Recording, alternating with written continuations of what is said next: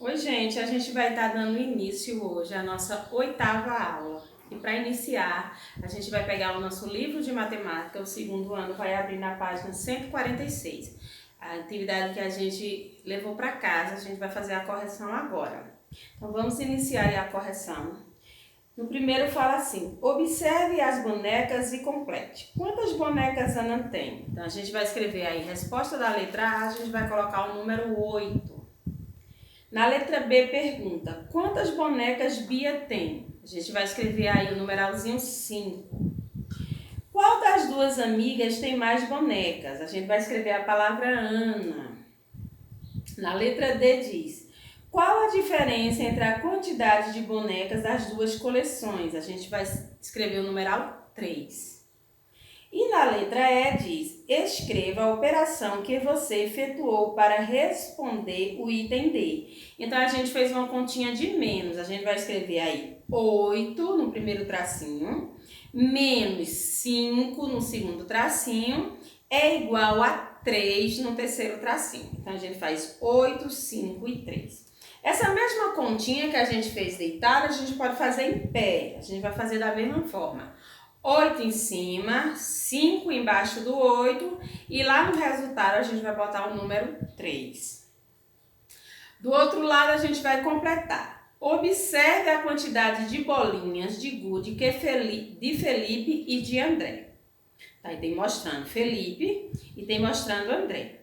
Felipe tem quantas bolinhas de gude? Se a gente contar aí dentro do potinho, a gente vai ver que ele tem 6 bolinhas. E André tem 4. Quem tem mais bolinhas de gude? A gente vai escrever Felipe. Lembrando que quando a gente escreve nome de pessoas, a gente tem que usar a letra maiúscula, né? Nome de pessoas se escreve com letra maiúscula. Quantas bolinhas de gude a mais? A gente vai escrever o número 2, né? Felipe tem 2 bolinhas a mais que André. No 2 diz assim: observe a quantidade de petecas em cada caixa. Então a gente tem uma caixa verde e uma caixa laranja. Aí pergunta assim: a caixa verde tem quantas petecas? A gente vai escrever o número 6. Na caixa laranja tem quantas? 2.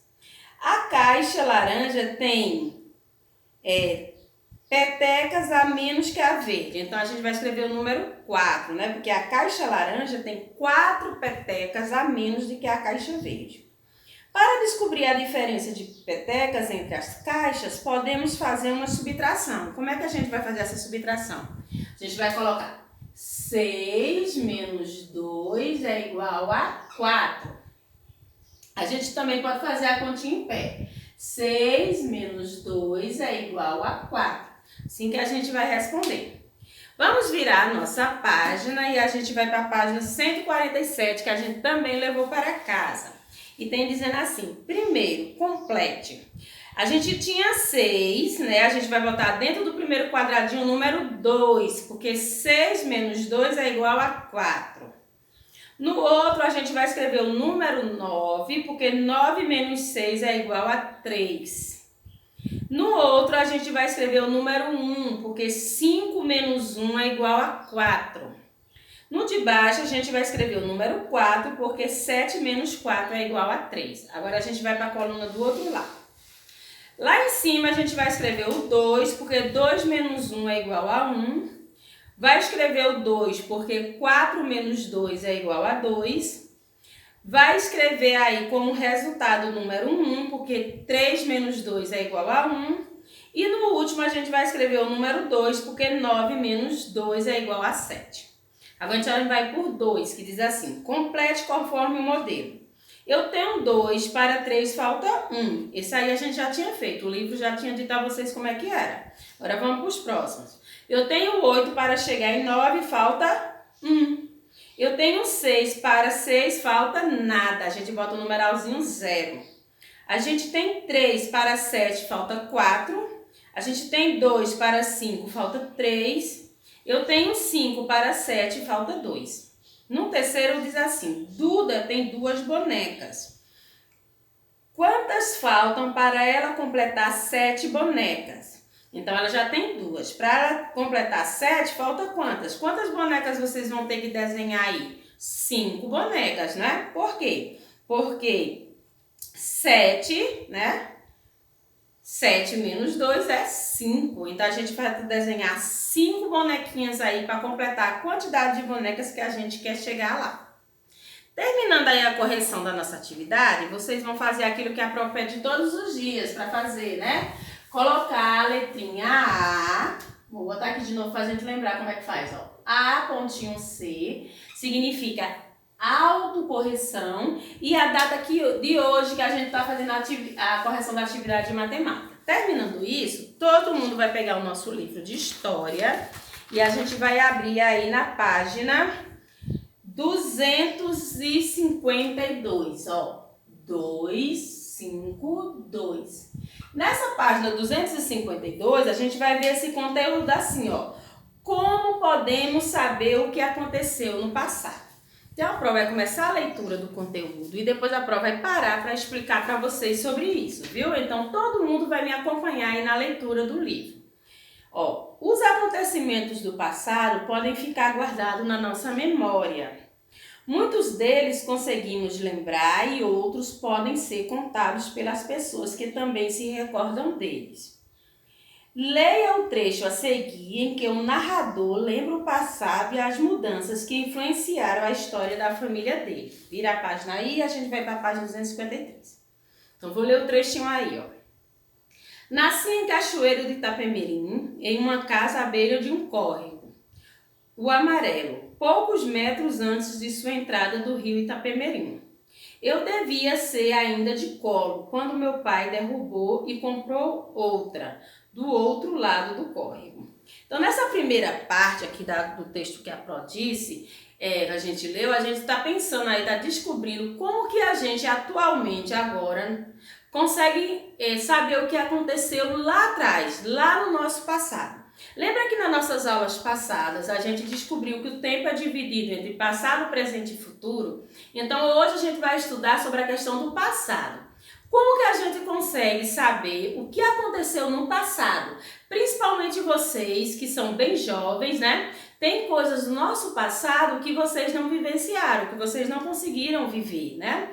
Então como que a gente sabe disso? Ó, geralmente, quando a gente não vivencia, quando a gente não estava presente, ainda não era nascido, a gente sabe dessas coisas da nossa família ou então da nossa cidade, do nosso bairro, através das memórias de outras pessoas. Então, os avós contam coisas do passado, de como era lá no tempo que eles viviam, né? Os livros também de história faz isso com a gente constantemente, né? Contam coisas da história que a gente não estava presente. Exemplo, como que os portugueses descobriram o nosso país? A gente não estava aqui em 1500, nem vocês, nem eu, nem os pais, mas a gente tem ciência do que aconteceu. A gente sabe que isso aconteceu através da história que outras pessoas vieram contar, principalmente o nosso livro de história, né? Mas existem momentos que a gente consegue lembrar, né? Coisas que a gente já tinha 5 anos, né? Às vezes 4 anos, momentos que a gente viveu, situações que a gente saiu com os pais e aconteceu e a gente fica ali guardada onde? Na nossa memória, na nossa cabecinha, né? É uma forma de acessar. Mas quando a gente não está pensando, não vivenciou e não passou, a gente vai descobrir agora outra forma que é utilizado, né? Outras fontes que a gente utiliza para saber sobre o passado. Ó, as fotos, objetos, as construções, os documentos escritos podem nos ajudar a conhecer o que existiu no passado. Muitos desses documentos são conservados até hoje, apesar de o tempo já ter passado. Observe nas fotos a paisagem de uma avenida de Porto Alegre em diferentes épocas. Percebam que algumas construções do passado foram conservadas. Olha, vocês têm aí a imagem. A gente tem a mesma imagem. A primeira imagem é do ano de 1960, né, da Avenida Oswaldo Aranha. E a outra imagem é da mesma avenida, só que é no ano de 2007. A gente vai perceber aí que muita coisa mudou nesse tempo. Deixa eu dar uma sugestão para a gente trazer aqui, ó, para a nossa cidade. Pesquisem aí, pega o celular da mãe ou mesmo de vocês, quem já tem, e pesquisa aí imagem da nossa catedral. Vocês sabem o que é a catedral, né? Aquela igreja bem grande que fica ali no centro. E a gente vai pesquisar a imagem da catedral antigamente, né, no tempo do passado, e ela agora. A gente vai ver que muita coisa mudou em torno dela, as ruas eram diferentes, né? Como que foi todo o processo para a construção dela, que levou um tempo bem considerável. Então a gente usa isso, ó, fotografias, né? Cartas, documentos. Quer que eu diga para vocês um documento muito importante para a gente saber do passado? É o nosso registro de nascimento. Se vocês pegarem o registro de vocês aí, vocês vão ter informações lá como o dia que vocês nasceram, cidade, hora, né, o nome dos avós, materno, paterno, né, que dia vocês foram registrados. Tudo isso faz parte do passado, porque são situações que já passou, como a gente descobriu. O passado é aquilo que já passou. Então, essas fontes a gente chama-se de fontes históricas. Que são fontes históricas, Progil? Fontes históricas são documentos, são fotografias, são objetos, são construções que contam a história do passado, de pessoas, de povos, de costumes que vieram anterior a gente agora, viu? Então, para casa, a gente vai levar aí a atividade da página 253. É referente a esse conteúdo que a Pro leu e explicou. Se vocês tiverem dúvida, lê de novo. É um conteúdo muito tranquilo. Lê mais de uma vez até conseguir entender, para que a gente consiga responder a atividade, que também é bem tranquila, viu? Então, a próxima aula a gente vai voltar com a correção dessa atividade. Até lá!